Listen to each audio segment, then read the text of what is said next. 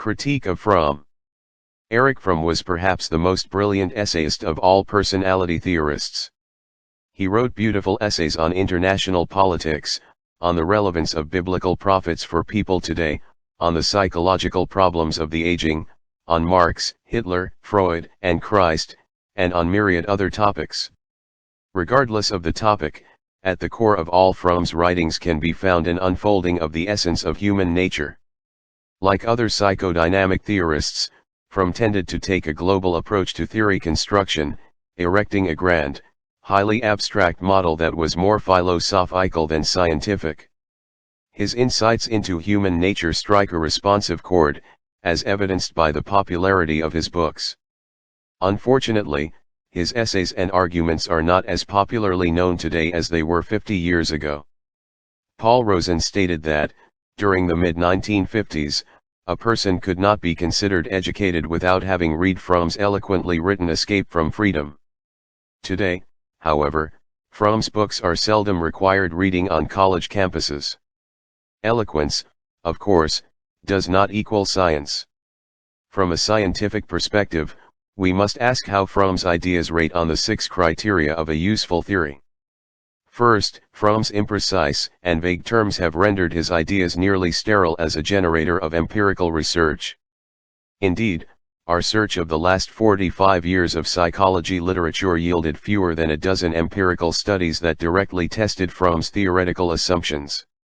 This paucity of scientific investigations places him among the least empirically validated of all the theorists covered in this book. Second, Fromm's theory is too philosophical to be either falsifiable or verifiable. Nearly any empirical findings generated by Fromm's theory, if they existed, could be explained by alternative theories. Third, the breadth of Fromm's theory enables it to organize and explain much of what is known about human personality.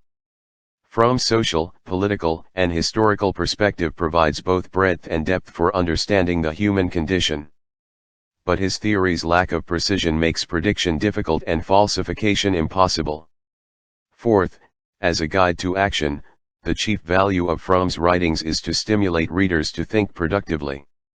Unfortunately, however, neither the researcher nor the therapist receives much practical information from Fromm's essays. Fifth, Fromm's views are internally consistent in the sense that a single theme runs throughout his writings. However, the theory lacks a structured taxonomy, a set of operationally defined terms, and a clear limitation of scope. Therefore, it rates low on internal consistency. Finally, because Fromm was reluctant to abandon earlier concepts or to relate them precisely to his later ideas, his theory lacks simplicity and unity. For these reasons, we rate Fromm's theory low on the criterion of parsimony. Concept of humanity. More than any other personality theorist, Erich Fromm emphasized the differences between humans and the other animals. The essential nature of humans rests on their unique experience of being in nature and subject to all its laws, and simultaneously transcending nature. He believed that only humans are aware of themselves and their existence. More specifically, Fromm's view of humanity is summed up in his definition of the species. The human species can be defined as the primate who emerged at that point of evolution where instinctive determinism had reached a minimum and the development of the brain a maximum. Human beings, then, are the freaks of nature, the only species ever to have evolved this combination of minimal instinctive powers and maximal brain development.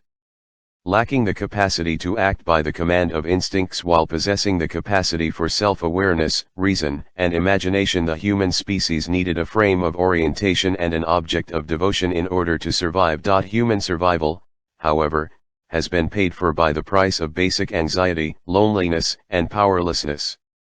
In every age and culture, people have been faced with the same fundamental problem: how to escape from feelings of isolation and find unity with nature and with other people. In general, Fromm was both pessimistic and optimistic. On one hand, he believed that most people do not accomplish a reunion with nature or other people and that few people achieve positive freedom. He also had a rather negative attitude toward modern capitalism, which he insisted was responsible for most people's feeling isolated and alone while clinging desperately to the illusion of independence and freedom. On the other hand, Fromm was hopeful enough to believe that some people will achieve reunion and will therefore realize their human potential. He also believed that humans can achieve a sense of identity, positive freedom, and growing individuality within the confines of a capitalistic society. In Man for Himself, he wrote, "I have become increasingly impressed by the strength of the strivings for happiness and health, which are part of the natural equipment of people." On the dimension of free choice versus determinism, Fromm took a middle position, insisting that this issue cannot be applied to the entire species. Instead, he believed that individuals have degrees of inclinations toward freely chosen action, even though they are seldom aware of all the possible alternatives. Nevertheless, their ability to reason enables people to take an active part in their own fate. On the dimension of causality versus teleology, Fromm tended to slightly favor teleology.